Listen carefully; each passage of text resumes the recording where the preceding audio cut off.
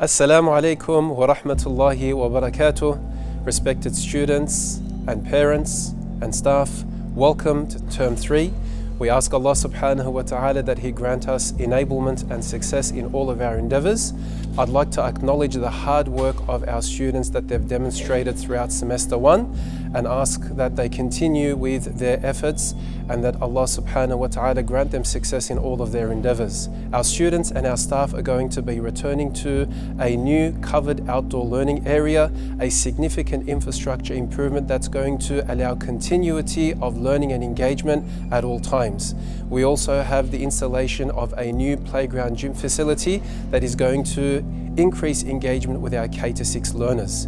I'd like to also acknowledge our staff for their continued dedication and their commitment to our vision of being the leading school for Islamic education in Australia. And thank you parents once again for your continued trust in choosing Malik Fahd Islamic School as your choice of tarbiyah and schooling. Assalamu alaikum wa rahmatullahi wa barakatuh.